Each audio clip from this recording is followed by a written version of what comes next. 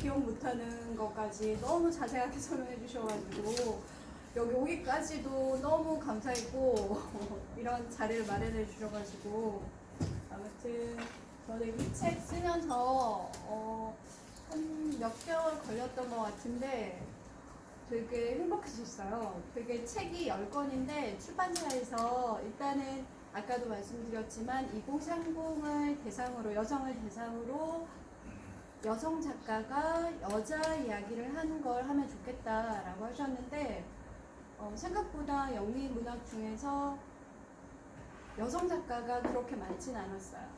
그리고 또 제가 평상시에 여기에 들어가진 않지만 하고 싶었던 그 위대한 유산이나 이런 소설들은 길이가 일단 너무 길어서 제가 그렇게 1권, 2권, 3권으로 나눠진 책을 10권을 하기는 시간상 너무 제약이 많아서 어려워서 10권에 맞게, 그러니까 여성 작가이면서 10권에 맞게 선택하다 보니까 이렇게 된 거고, 그리고 그 이야기가 그 맨 처음에 나오는 이야기가 어떤 건지 아세요? 맨 처음에? 19호실로 가다예요. 19호실로 그러니까 이지민 선생님이 한번 그 책에 그 들어가는 원고를 한번 보내주세요라고 하셔가지고 출판사에서 그러니까 처음에 계속 생각을 했어요. 며칠 동안. 그러니까 책에 대해서 쓰긴 쓰는데 그 문 선생님이 그 추천해주신 보편고에서 강의했던 그 경험을 가지고 이제 한번 써보자라고 해서 이제 시작은 하긴 했는데 한 권의 책에 대해서 쓸 내용이 너무 많거든요. 주제가 얼마나 여러 개겠어요. 진짜 읽어보시면 다 아시겠지만 이번에도 이거 준비하면서 다시 책을 읽었거든요. 그러니까 처음부터 끝까지 다 읽진 않고 제가 이 원고 쓸 때 제가 좀 이따가 책 보여드릴게요. 제 책. 그 원고 쓸 때 내가 인상 깊다고 생각했던 데를 다 그 책갈피를 다 붙여놓고 줄을 다 그어놨거든요. 근데 그것만 봐도 이야기할 수 있는 게 너무 많은데 또 글로 쓸 때는 다르더라고요. 그거 다 넣으면 너무 분산이 돼서 어떤 이야기를 하는지 알 수가 없으니까 빼고 줄이고 했는데 19호실로 가다에서는 일단은 그 제가 나중에 이야기하겠지만 그 주인공이 왜 거기로 갔는지가 궁금했거든요. 그래서 이제 그걸 생각하고 그 주제가 그녀이라고 생각해서 실제 저희 하만 집에서 있었던 그 이야기를 가지고 연결해서 쓰고 작가를 간단하게 소개하고 이제 출판사에 보냈더니 사장님이 오케이 하셔가지고 하게 된 거예요. 그래서 이제 책을 10권 다시 뽑고 주제도 뽑고 이렇게 해서 시작한 거였어요. 자, 그러면 제가 한번 볼게요.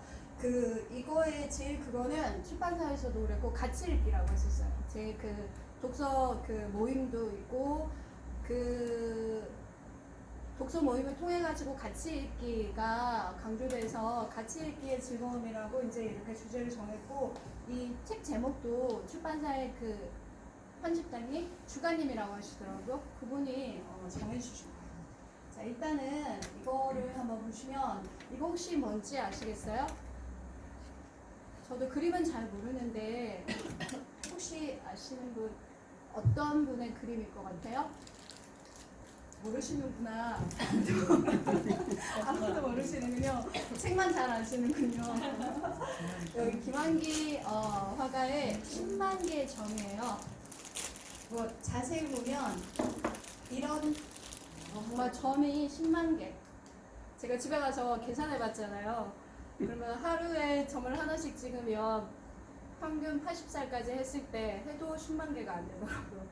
엄청난 어쨌든 작품이고 이 작품에 대해서 일단은 점이 10만 개인데 제가 찾아보니까 김한기 화가가 저 10만 개의 점이라는 작품을 일단은 돌아가시기 전에 뉴욕에서 살 때 그걸 뉴욕식이라고 하더라고요. 그때 이제 완성한 건데 하루에 16시간 네 작업했대요. 하고 뭐 되게 놀라운 게 되게 많았어요. 일단은 저 그림의 가격이 한 어느 정도 될 것 같아요? 한 어느 정도? 네? 10만 당연히 어디예요? 처음에 구입할 당시는 100억이었고 지금은 한 130억? 그것도 더 높을, 그러니까 이게 제가 서울미술관에서 얼마 전에 석화정 서울미술관 에서 봤는데 제일 대표작이었던 것 같아요. 다른 그림은 앞에서 막 볼 수 있고 가까이서 할 수 있었는데 이 그림은 비싸서 그런지 따로 이렇게 요 정도에서 볼 수 있었거든요. 130억이고 저 수집하신 분이 저 그림을 사려고 가지고 있던 모네 그림이랑 유명한 인상파 화가 그림 몇 점을 팔아가지고 그러니까 몇 번의 고민 끝에 사신 거래요. 안 그러면 다른 그거에 할까봐. 근데 이제 이 그림을 그릴 때 이게 김광섭 시인의 저녁이라는 시인데 두 분이 되게 친하셨대요. 그래서 이 시 우리 많이 본 것 같지 않아요? 이렇게 정다운 너 하나 나 하나는 어디서 무엇이려 다시 만나려? 이 제목의 그림도 있었어요. 그러니까 이 10만 개의 점이 의미하는 게 굉장히 많은 것 같고 여기에 보면 파란색이잖아요. 그러니까 뉴욕에 있으면서 그 한국의 산, 뭐 강 이런 걸 의미하는 그런 파란색을 쓰신 거고 이게 별일 수도 있고 여러 가지 의미가 있을 것 같아요.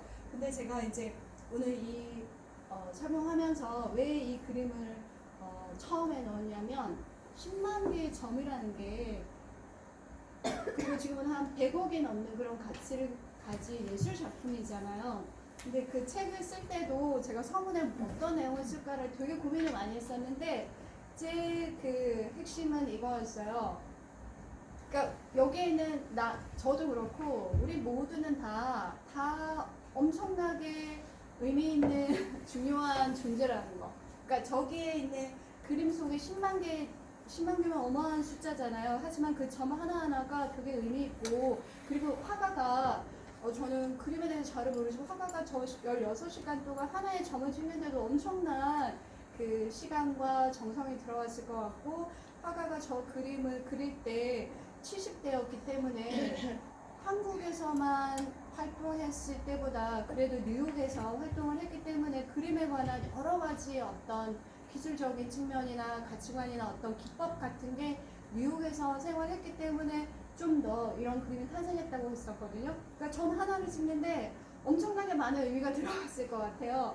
그래서 이 책을 읽는 것도 읽어내는 독자가 있고 그 대상인 책이 있는데 그 책을 쓴 작가도 저렇게 엄청난 많은 그걸 들였을 거고 그걸 읽는 우리 독자도 그 한 사람 한 사람이 굉장히 의미 있는 그런 존재고 내가 가진 어떤 것 그러니까 지금 2022년 지금 11월 5일 그러면 지금까지 내가 살아오면서 정말 수많은 걸 많이 경험했을 거잖아요. 그런 것들이 책을 읽으면서 하나씩 사람에 따라서 각기 다른 부분을 우리가 읽어내는 것 같아요. 그래서 책을 읽는 것 같거든요. 그래서 이 그림을 자 보고 이제 이게 제가 거기 안에 넣었던 10권의 책인데 1번부터 10번까지 이렇게 한 거고 이렇게 되어 있어요. 보면 막 꽃밭 같죠. 그냥 읽으면서 이 부분은 꼭 쓰고 싶다 하는 거는 다 붙였어요. 그러니까 이거는 그 대학원 다닐 때부터 훈련한 거고 그냥 책을 읽을 때 보통 그렇게 하는 것 같아요. 제가 뭐 포스트잇 없으면 그냥 그 도그이어라고 하거든요. 끝에 이렇게 적는 거 이렇게 적고 그 다음에 밑줄 긋고 또 보고 그 다음에 만약에 이제 첫 번째 19호실로 가다라고 했으면 그거에서 부분을 다 뽑고 또 보고 처음엔 다 쓰고 내가 그러면 어떤 거를 다시 넣을까 어떤 거 적을까 이렇게 생각하면서 이렇게 한 건데 보니까 되게 재밌더라고요. 그리고 저 맨 끝에가 이 식으로 책인데 최근에 나온 건데 책이 제가 책장에 햇볕이 많이 드는지 제일 오래된 책 같은데 어쨌든 보시면 그 책을 읽을 때 이게 영미문학이잖아요. 그래서 이 작가가 어느 나라 작가이고 몇 년도에 쓰였는지를 처음에 보시면 책을 읽을 때 되게 도움이 많이 돼요.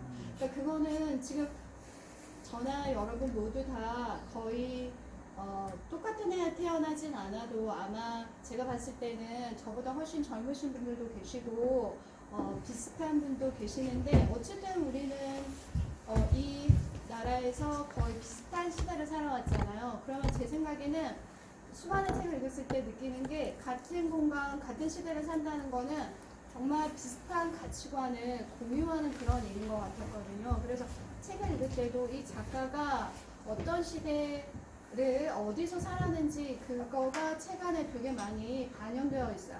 그래서 그거 중심으로 제가 이 한 권 한 권에는 정말 이야기하고 싶은 게 엄청 많았지만 제가 재밌다고 오늘 그래도 같이 하고 싶은 거를 제가 이제 뽑아봤고 어제 편집장님한테 내가 물어봤거든요. 나 이거 PPT를 만들고 있는데 뭐를 넣으면 좋을까 그랬더니 이지민 선생님이 왜 책을 읽는지 그리고 책은 어떻게 읽는지를 말하면 좋지 않을까요? 왜냐면 제가 이제 수업을 하잖아요. 그러면 이제 3시간 수업을 하면 쉬는 시간이 2번 있는데 10분씩 여러분 한번 생각해보세요. 학교 다닐 때 10분 동안 어떤 거 하셨던 것 같아요? 아니면 학교 가는 길? 아니면 학교 갔다 오는 길? 아니면 지금은 어떻게 생활하세요? 아침에 일어나서 뭐 아침을 먹든가 아니면 커피를 한 잔 마시든가 해서 뭐 직장을 다니시는 분들은 이제 차를 타든 해서 이제 직장에 도착해서 일을 하실 거고 또 집에 돌아오셔가지고 뭔가를 하시고 또 주무시고 계속 반복되지 않아요? 근데 이제 수업을 할 때 보면 저희 학생들은 10분 뒤 딱 되잖아요? 그러면 다 스마트폰을 꺼내요. 정말 일찍 똑같이 제가 맨날 물어봐요. 뭐 보니? 뭐 보니? 그러면 뭐 웹툰 읽는다, 유튜브 본다, 뭐 이런 SNS를 본다 이렇게 하는데 그거는 저한테도 똑같더라고요. 저는 진짜 책을 되게 많이 읽는다고 생각했었거든요. 그 책이 좋았고 근데 요즘에는 지하철을 타도 이 뉴스를 되게 많이 보는 것 같아요. 이 스마트폰으로 할 수 있는 읽을 거리. 그래서 그 김현숙 주간님이 이렇게 그 유튜브처럼 영상 미디어가 넘쳐나는 시대 때 왜 책을 읽어야 되지? 라는 거에 대해서 잠깐 이야기하면 좋을 것 같다고 해서 제가 이야기하면 특별히 임팩트가 없어서 제가 자 여기 한번 보세요. 여기에 나오는 뒷페이지에도 제목이 있는데 엄청 멋지지 않아요? 읽는 만큼 성장한 나이들, 읽는다, 존재한다 엄청나게 멋진 그 제목들인데 이건 제가 좋아하는 오에 겐자부로 일본의 노벨문학상 수상자 오에 겐자부로 그 읽는 인간이라는 책이 있는데 그 책을 제가 엄청 좋아하거든요. 거기에 나오는 제목들이에요. 여기도 보시면 근데 여기에 나오는 그 제목 중에 5개를 제가 뽑은 건데 이거는 저뿐만 아니라 보니까 거의 대부분 여기 책 읽는 걸 다 좋아하시는 분들이신 것 같은데 다 해당될 것 같아요. 다 해당되실 것 같고 이 오해 빗자루로에서 5개에 대해서 되게 많은 이야기가 있지만 제가 인상 깊었던 거는 어떤 거냐면 나를 지켜낸 읽기 이 부분이었는데 오해 빗자루로 선생님 그 첫째 아이가 태어날 때 뇌 기형으로 태어났거든요. 그래서 정신 지체를 가지고 성장하게 되는데 정말 20대 후반에 첫애를 낳는데 그 오해 빈잡으로 선생님이 정말 슬프고 충격이 크고 그거에 대한 어떤 이유에 대한 해답을 찾는데 굉장히 고통스러웠다고 했었는데 그때 책을 읽었대요.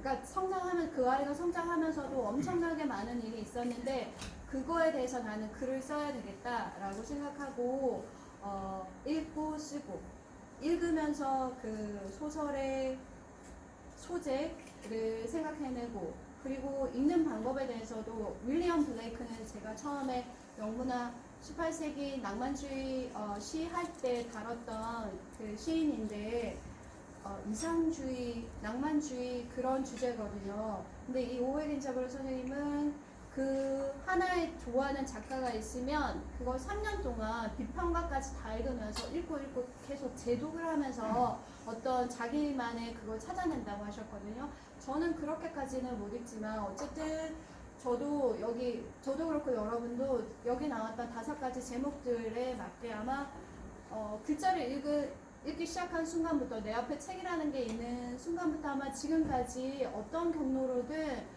정말 항상 주위에 책이 있었고 내가 어떤 순간에 어떤 상황에 있을 때 그거에 대한 뭐 답을 찾거나 아니면 공감을 받고 싶거나 위로를 받고 싶거나 뭐 여러 가지 어떤 상황에서 책을 읽었던 것 같아요.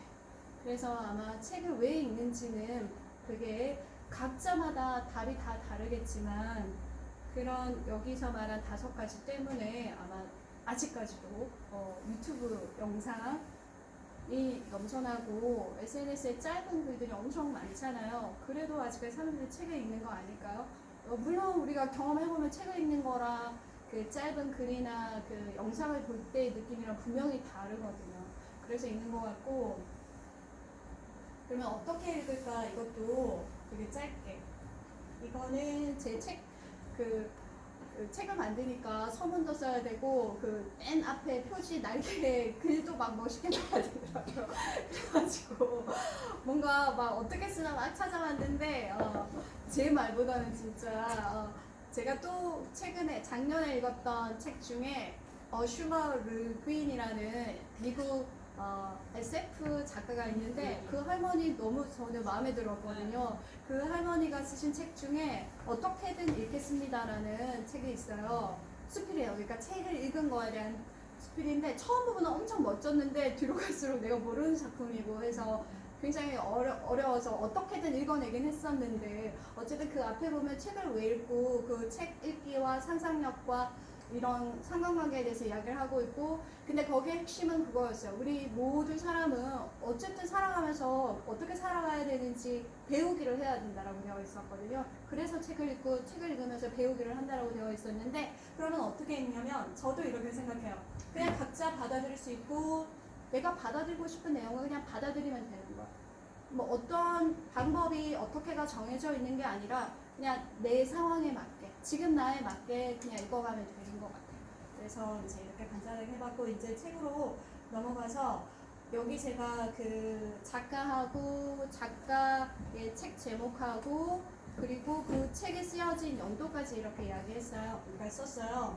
1978년이니까 이제 이게 제가 10권에 대해서 설명을 할 건데 어떤 책들은 그러니까 19세기 굉장히 옛날이에요. 그 옛날 책이 오만과 편견하고 그 다음에 프랑켄슈타인 그리고 좋은 글자거든요.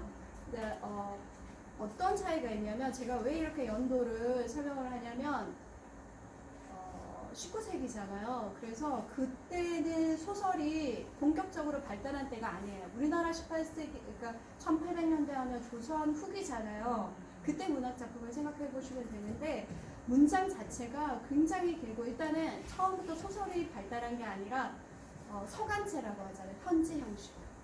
그러니까 프랑켄슈타인도 그렇고 그 오만과 편견은 편지 스타일은 아니지만 거기서 이제 조금 발전한 형태고 그 다음에 좋은 글자 같은 경우도 19세기인데 미국이에요. 미국이지만 미국이 독립해서 미국이라는 국가가 만들어진 지가 얼마 되지 않았을 즈음에 만들어진 거라 정말 그 호손에 그 좋은 글자를 읽다 보면 막 덮고 싶어요. 왜냐면 문장이 너무너무 한 문장이 엄청나게 길어요. 보시면 아시겠지만 이걸 어떻게 읽어내지 할 정도로 굉장히 만연책? 그게 다 그 프랑켄슈타인하고 그 오만과 편견하고 이 좋은 글자를 쓸 때 좀 차이점은 있지만 그 문장이나 이야기가 전개되는 방식인 거예요. 그래서 좀 현대로울수록 훨씬 좀 더 재밌고 세련되게 쓰인 것 같아요.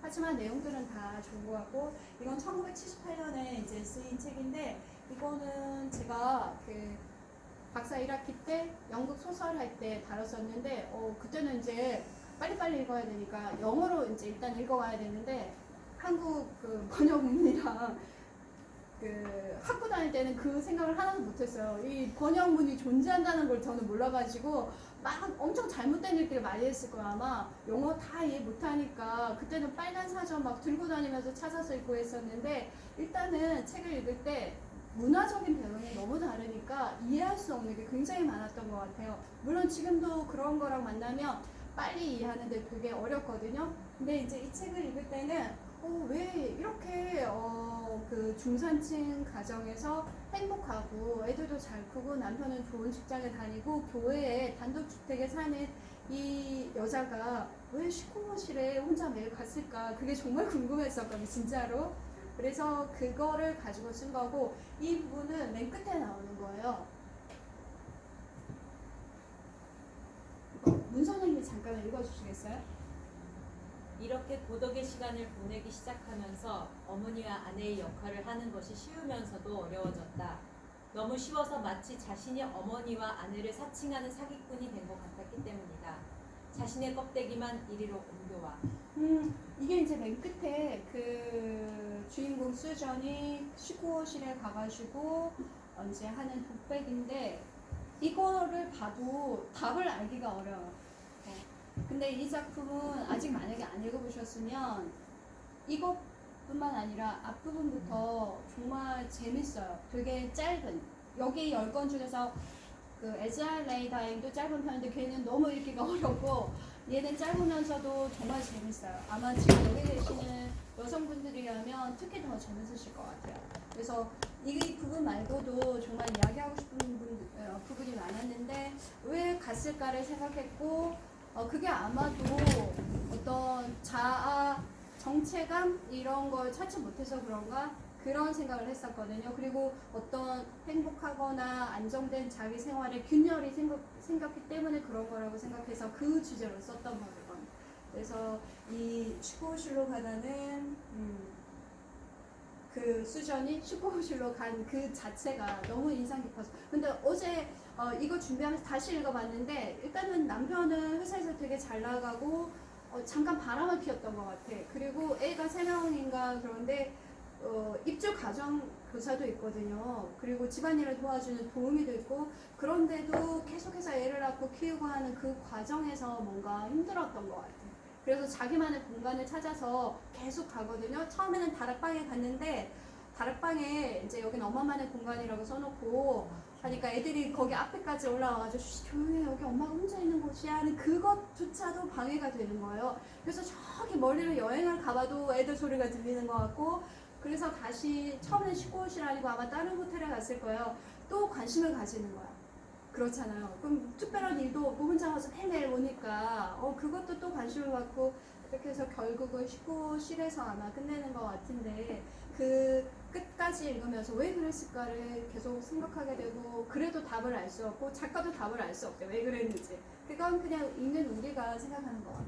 그래서 이렇게 해서 쓴 거고 이건 너무너무 대표적인 작품이잖아요. 사실 오만과 편견은 그렇게 읽기가 쉽지는 않은 것 같거든요. 제가 봤을 때 이거는 1813년 소설이라서 굉장히 옛날 소설이어서 정말 만연체예요. 진짜 편지 형식도 들어있고 어떤 한 인물이나 생각에 대해서 그 3인칭 시점으로 굉장히 자세하게 계속 길게 쓰거든요. 그래서 절대 읽기가 쉽지 않은데 알라딘에서 저 책 표지를 캡처하려고 들어갔더니 영미소설 인기 2위였나?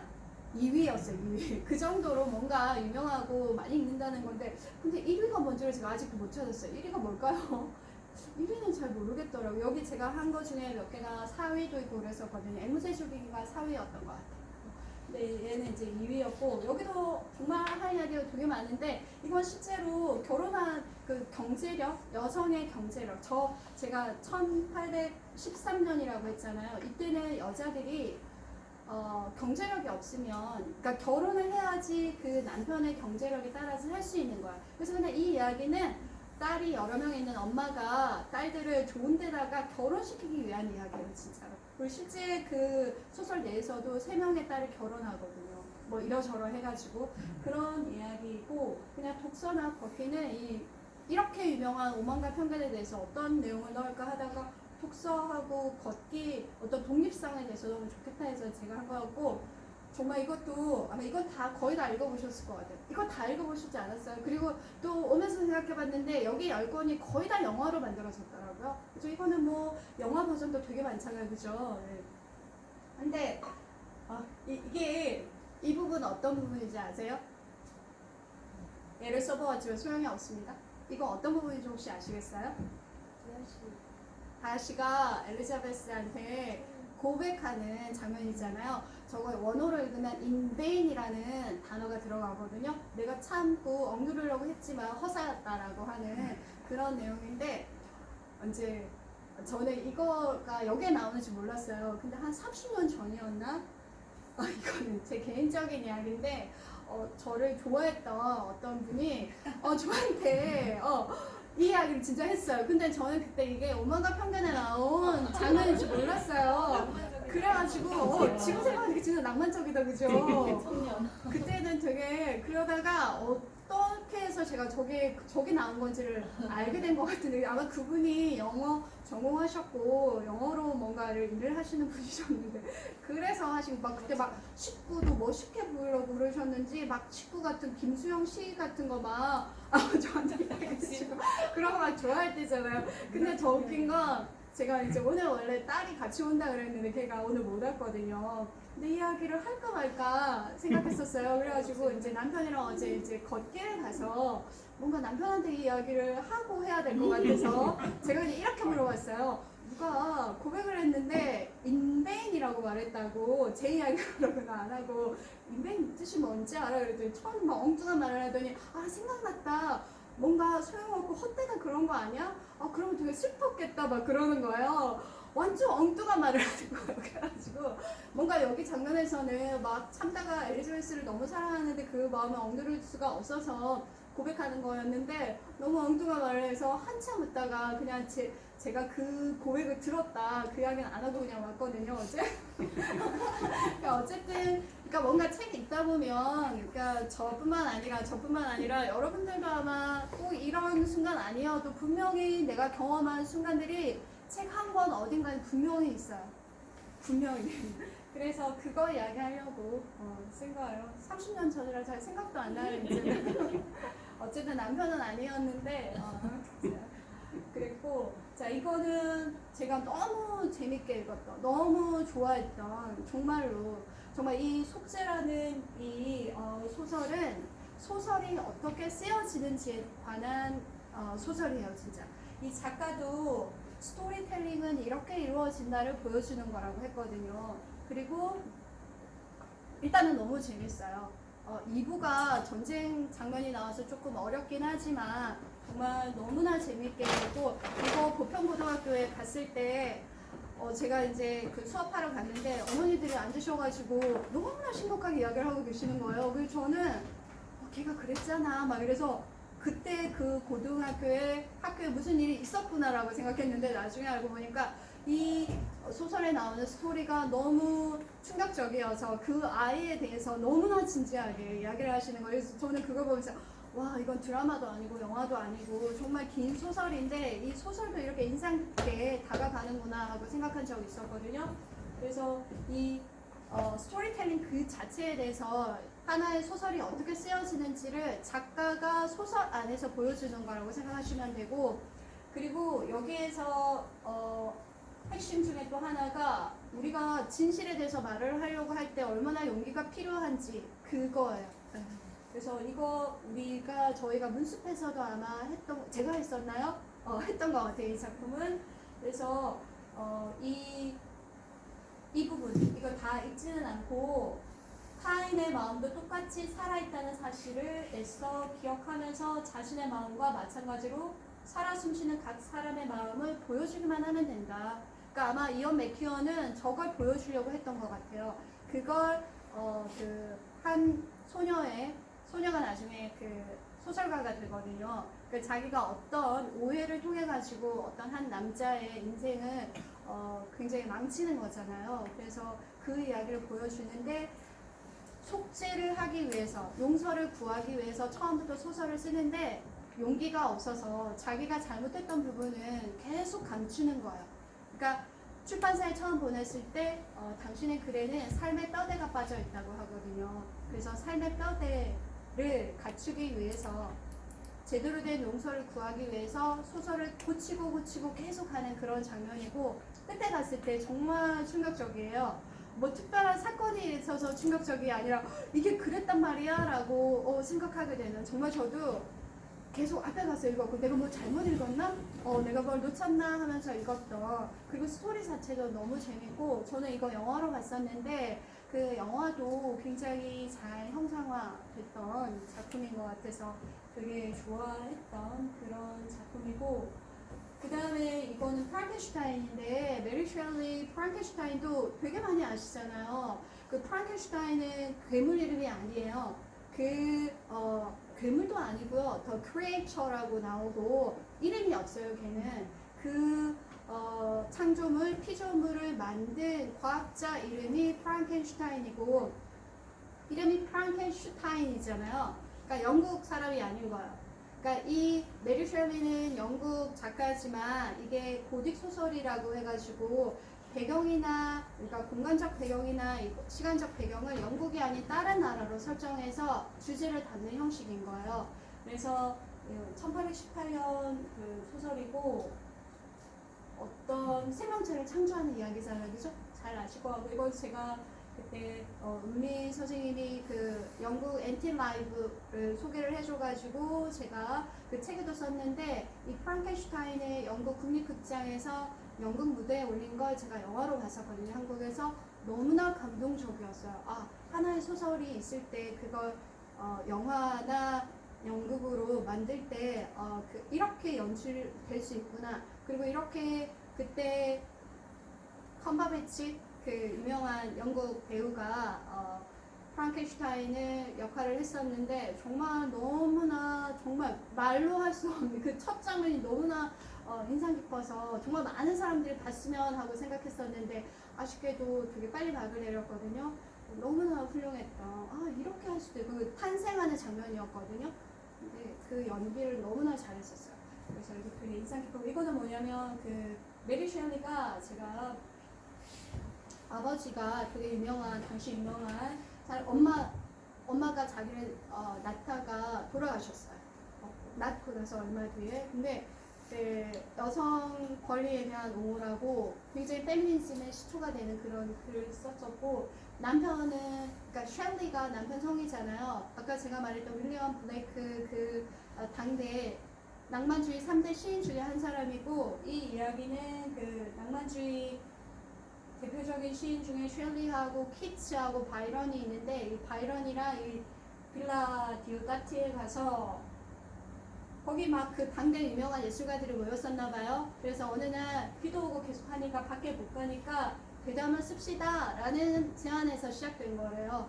그리고 여기서는 제가 아마도 이제 스토리는 이게 1818년에 쓰여진 거의 고딕 소설이어서 지금 현대 소설이랑은 굉장히 차이가 많이 나지만 어쨌든 21살에 아마 완성했을 거예요. 이 21살의 그 영국의 여성이 그 당시는 자기 이름으로 출판하기도 어려운 시대였거든요. 그런데 이런 그 읽어보면 자기가 독서를 많이 한 그런 것도 담겨 있고 남편이랑 남편이 아마 옥스퍼드 다니다가 그만뒀을 거예요 중간에. 그래서 거기서 그 배웠던 화학 그리고 19세기 과학 뭐 전기 죽은 생명체를 살리는 뭐 갈바니즘 이런 모든 게 다 들어있는데 그걸 소재로 해서 하나의 그 인간 생명의 그 창조라는 하나의 이야기를 탄생시킨 그러니까 21살의 여성이 탄생시킨 그 창조성이 저는 되게 인상 깊었어요. 그리고 이건 1818년이면 거의 200년 전인데 지금도 되게 이야기 많이 되고 있는 그런 작품이거든요. 그래서 또 읽어보면 또 재미있는 그런 것도 있고 그 다음에는 1925년 이 1925년은 1차 세계대전이 끝났을 때죠. 네, 그 소설에 처음에 보시면 이 델러웨이 부인은 버지니아 울프 작품인데 이거는 오늘 아침에 제가 읽고 왔는데 읽으면서도 아 내가 이 소설을 되게 좋아하는구나 생각이 들어요. 줄이 되게 많이 제일 많이 그어져 있었고 거의 모든 페이지마다 색칠이 되어 있었거든요. 그중 아마 제가 책을 읽을 때 문장을 많이 보거든요. 스토리가 되게 속죄 같은 경우는 스토리가 되게 뛰어나서 되게 좋아하는 면도 있지만 뛰어난 어떤 그 문장 표현 이런 거 되게 좋아해요. 그래서 여기 되게 많았던 거 그런 글을 그러니까 버지니아 울프가 다이어리라고 일기를 많이 썼는데 그 일기투에 그런 내용도 있지만 모든 문장들이 다 좋았던 것 같아요. 그리고 여기에도 정말 많은 사람들이 나오고 이 델러웨이 부인은 읽기 어려운 소설로 되게 유명하거든요. 가장 읽기 어려운 그 영국의 누구죠? 제임스 조이스는 저도 아직 안 읽었는데 왜냐면 이것 때문에 의식의 흐름 문법 때문에 그러니까 쉽게 말하면 이 소설을 읽기 시작하면 이게 누가 지금 말을 하던 거지? 그러니까 그 주인공이 이야기를 하고 있다가 델러웨이 부인이 이야기를 하고 있다가 갑자기 피터로 넘어가고 또 어떤 그러니까 지금 어떤 논리적인 소설의 흐름대로 그러니까 구성대로 가는 것이 아니라 어떤 등장인물들의 기억이 시간 순서 없이 그냥 뒤죽박죽 섞여 있어요. 그래서 구분하기가 어려운 거예요. 하지만 조금 읽다 보면 되게 좋은 소설이구나 하게 생각되고 이 버지니아 울프도 이 소설 쓸 때 여러 기법을 되게 많이 했어요. 왜냐면 어떤 새로운 거를 창조한다는 거는 여러 가지 실험 정신이 필요한 거고 여러 번 시도해봐야 되는 거잖아요. 그래서 동굴 파기라고 터널링이라고 해서 여기서 되게 대표적인 두 사람이 클라리사 델러웨이, 그러니까 책 제목에 나오는 미세스 델러웨이하고 세프티머스 워렌 스미스가 두 사람의 이야기가 교차가 돼서 어렵거든요. 전혀 상관없는 사람인데 끝에 스미스가 창가에서 떨어져서 죽을 때 델러웨이 부인이 몸으로 느끼는 그런 장면이 나오는데 어쨌든 비평가들 이제 이걸 읽다 보면 이 두 사람은 더블이구나 이렇게 그래서 좀 더 인상 깊고 그리고 아까 그 터널링 동굴 파기 때문에 이 사람들이 전혀 연관 없는 사람인 것 같지만 어떤 그 그림자 하나의 또 다른 애고이구나라고 이해할 수 있는 그런 작품이고 이 작품도 한 번은 꼭 읽어보셨으면 좋겠어요. 제가 이 10권을 쓸 때 어떤 생각을 했냐면 전국에 만약에 보편고등학교처럼 이런 독서 모임이 있다면 한 번은 한 해를 그러니까 1년만 정해서 1년에 10권만 읽으면 정말 좋겠다 그 생각을 한 적이 있었거든요. 그래서 만약에 오늘 그 10권 중에 안 읽어보신 게 있으시면 한 번은 같이 읽어도 참 좋을 것 같아요. 하고 이 책도 제가 정말 좋아하거든요. 정말 재밌어요, 이 책은. 이건 그 영문학 할 때 정전이라는 게 있거든요. 근데 이건 그러니까 쉽게 말하면 논문을 쓸 때 선택을 안 하는 작품이에요. 그러니까 뭔가 대중 소설이고 뭔가 뛰어난 문학 작품이라고 생각을 안 해서 그런 것 같고 하퍼리가 많은 작품을 쓴 작가가 아니거든요. 근데 저는 이 이야기가 너무 재밌고 여기에서 그 어린 그 스캇이 이야기를 해가는 방법이 그 진행해가는 방법 어린아이이기 때문에 그 60년대 미국 남부에서 흑인 차별에 대한 그리고 그걸 바라보는 마을 어른들의 여러 가지 행동이나 말을 바라보는 그 시선이 되게 어떨 땐 재밌고 있는 그대로 보여주니까 그런 것들이 되게 좋았고 그리고 이거는 제가 대학교 다닐 때 장명희 교수님이 이걸 번역을 하셨는데 제목만 보면 앵무새 죽이기? 별로 느낌이 별로 안 오잖아요. 그래서 저는 이 책을 안 지가 오래됐는데도 불구하고 정말 많은 그러니까 나이가 많이 들었을 때 읽어봤거든요. 근데 정말 깜짝 놀란 거예요. 너무 아마 장안대학교 강의할 때 그 영상영어인가라는 과목이 있어가지고 그때 제가 다시 알게 된 거예요. 왜 앵무새 죽이기라는 제목을 붙였는지 이게 얼마나 잘못된 제목이고 그리고 실제 이런 내용이었구나 하는 거 그리고 그 법정 장면이 있는데 그 이야기를 풀어가는 것도 굉장히 재밌었거든요. 그리고 실제 죄가 없는데 죄 유죄 판결 받는 것도 되게 안타까웠고 그냥 여러 가지로 굉장히 재미난 요소가 되게 많았던 것 같고 실제 사건이 있었고 이 하퍼리 아버지가 변호사셨대요. 그래서 한 거고 이거는 영화가 있는데 그레고리 팩이 에리커스의 변호사로 나오고 이 아이들이 주인공이에요. 그리고 실제 하퍼리 그 친구 유명한 그 작가가 된 트루먼 어릴 때 실제 모델이 딜이라고 했었고 그리고 이 부분도 저는 되게 좋았거든요. 부 레들리라고 그 스캇 이웃집에 살고 있는 부 레들리를 한 번도 애들을 못 봐서 매일 보러 가거든요. 근데 못 봐요. 근데 소설 중간중간에 막 애들 도와주고 끝에는 정말 결정적으로 도와주거든요. 그래서 이 부분이 되게 좋았었고 이 톰 로빈슨이 죄가 없는데 재판받는 장면이고 이것도 굉장히 인상 깊고 이 에리커스가 하는 말들이 어떤 정의를 위해서 정의로운 일을 위해서 다른 사람들이 모두 반대하고 막 애들도 위협받고 마을에서 엄청 욕 듣거든요. 흑인을 변호해 준다고.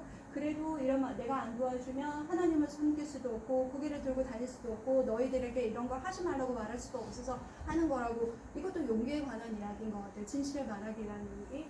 그래서 되게 좋았고 이번에 읽으면서 찾은 건데 그러니까 사람들 마음속에 있는 비밀의 걱정 여러분도 가지고 있고 저도 가지고 있는 뭔가 나만의 어떤 좋게 말하면 가치관이고 좋지 않게 말하면 어떤 편견 이걸 우리 모두는 다 어딘가에 다 여러 개를 가지고 있는 거고 이 소설 속에서도 이 마음의 비밀의 걱정 때문에 톰 로빈슨이 유죄 판결을 받는 거거든요.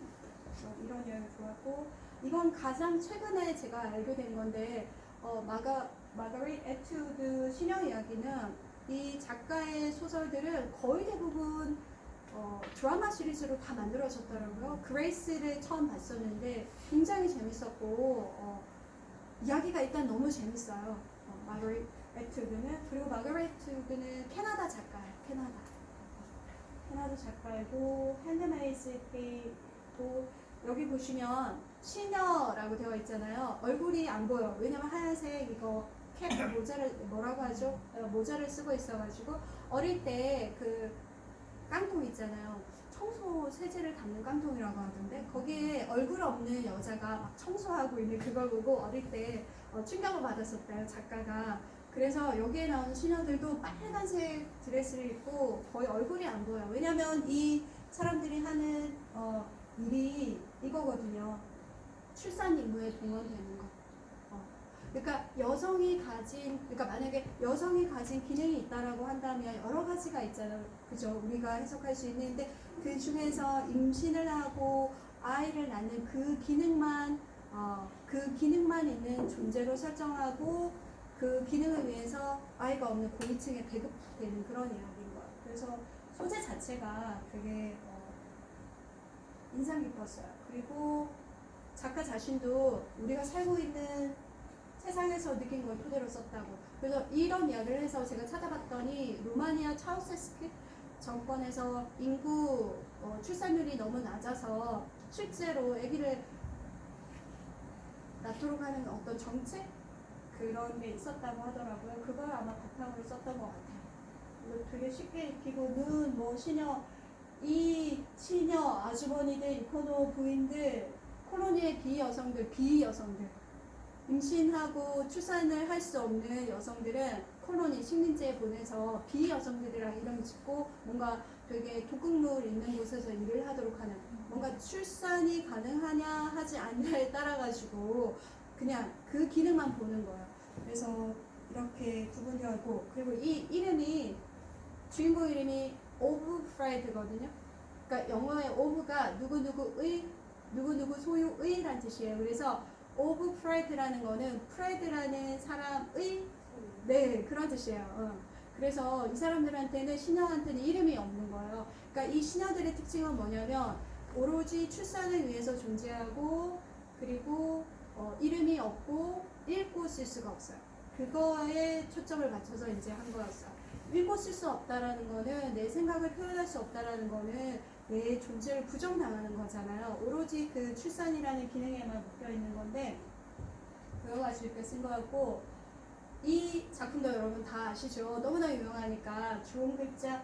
자, 이 사진을 보시면 A자를 이렇게 달고 다니잖아요. 그 책에는 제가 어릴 때 봤던 동네 제 동창인데 나이가 되게 많은 동창이 있었거든요. 아무튼 그 이야기를 썼었어요. 왜냐면 누구나 다 이 소설 자체에서도 헤스터가 A자를 달고 다니지만 사실은 딤스데이 목사가 훨씬 더 헤스터보다는 더 고뇌하는 인물로 나오거든요. 왜냐면 헤스터는 이 간음을 해서 어덜트의 A라는 걸 달고 다니지만 사실은 그 상대방 주인공이 목사잖아요. 그 두 사람 사이에서 태어난 아이가 펄이고 자기의 보물, 진주 이런 뜻이잖아요. 그리고 그 헤스터의 원래 첫 번째 남편이 그 칠링워스예요. 근데 제가 봤을 때는 가장 고뇌하고 고통받는 사람이 사회에서 가장 평판이 높고 존경받는 목사거든요. 그래서 아마 소설에도 끝에도 나오더라고요. 자기 실제로 어떤 일이 있었는지 다 밝히고 이제 죽잖아요, 목사가. 그래서 이 목사가 헤스터보다 어쩌면 훨씬 더 고통받는 그런 인물이었을 거라고 하고, 그 다음에 이 스토리 말고 이 작가는 호소는 문장 보시면 제가 아까도 이야기했죠. 정말 길게 쓴다고. 자기는 별로 과묵하고 많은 말을 하지 않는다라고 하지만 정말 많이 길게 써서 처음 나오는 부분이 좋은 글자가 아니에요. 처음 나오는 부분이 저기 세관 부분이거든요. 실제로 세관에서 근무를 했어요. 친구가 아마 그 당시 앤드류 대통령이었을 거예요. 그래가지고 공무원이었던 거죠, 세관에. 그러다가 이제 다시 정권이 바뀌어가지고 이제 그 자리에서 물러나오면서 이제 실제로 이제 글을 쓰기 시작하는데 그 세관에서 A자를 발견하는 거예요. 그러니까 이 A자가 엄청나게 어떤 큰 에너지를 가진 그런 의미를 가지고 나중에는 헬스가 바느질을 되게 잘하잖아요. 그래서 저희가 배울 때 이 A자가 처음에는 adult가 아니라 가늠이라는 글자였는데 나중에는 able 능력 있는 여자로 간다. 뭐 이렇게 하기도 하고 사실 저희가 봤을 때도 초점을 둔 게 싱글맘이잖아요. 사회에서 지탄받는 싱글맘인데 자기 능력을 잘 발휘해서 다른 사람도 도와주고 되게 잘 살아가거든요. 그거에 초점을 맞춰서 이렇게 읽었고 그 다음에는 이 작품은 진짜 어려워요. 제가 석사 때 쓴 게 포크너의 앱살롬 앱살롬이었는데 그때는 번역문도 안 읽었고요.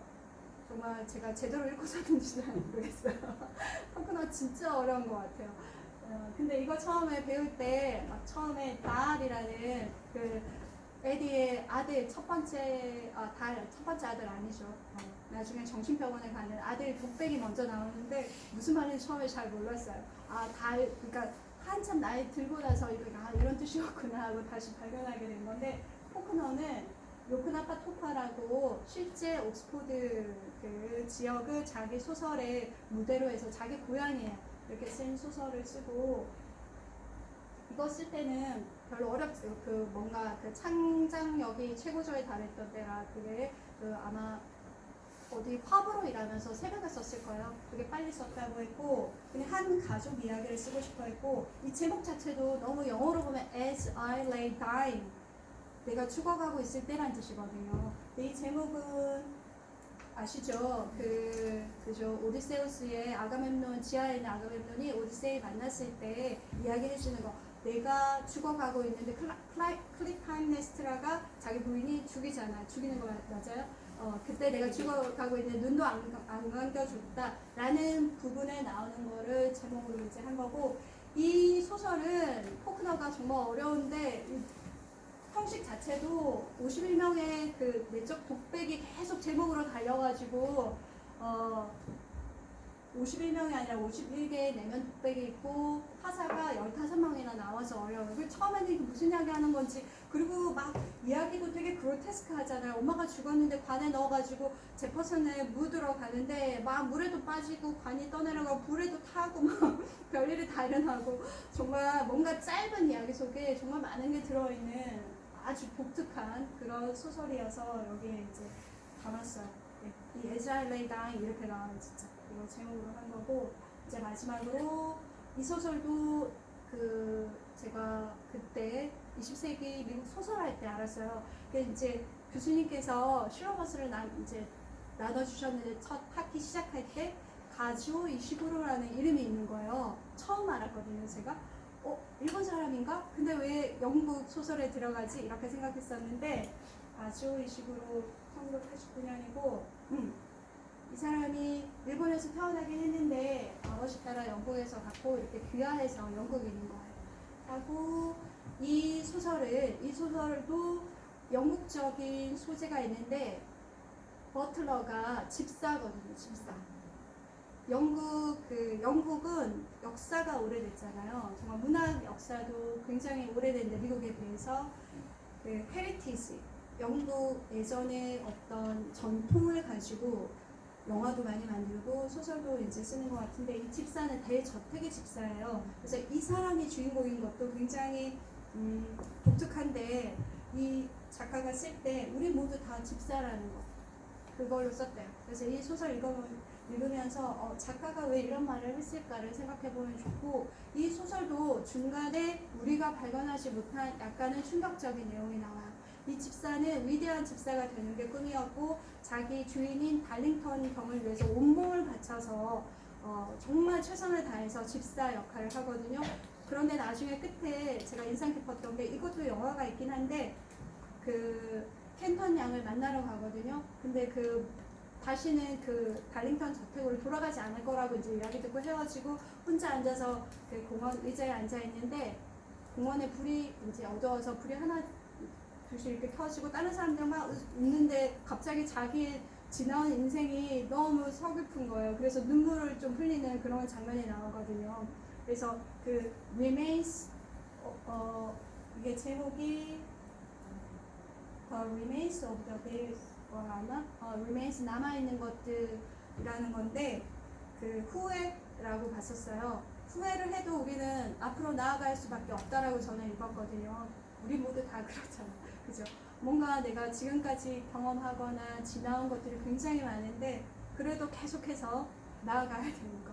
이거 주제로 봤었고 이 소설도 읽다 보면 처음부터 이 집사 뭔가 좀 이상한데 이런 느낌이 들어요. 왜냐면 읽다 보면 처음부터 좀 웃기거든요. 뭔가 과장된 것 같고. 그래서 이 사람은, 이 주인공은 계속해서 뭔가 진실을 누락시켜요. 계속. 그리고 자기 합리화를 계속하고 뭔가 또 모순되게 말도 하거든요. 이 사람은 실제로 신사가 아닌데 미국 주인이 빌려준 고급 자동차를 타고 고급 양복을 입고 영국을 여행하는 건데 그 여행의 목적은 한때 자기를 좋아했던 켄턴 양을 만나러 가서 다시 저택으로 데리고 오려고 가는 거야. 보고 싶어서 간 것 같아요, 제 생각에는. 근데 그거조차도 계속 합리화하면서 뭔가를 숨기면서 하는데 이제 끝에 나와요.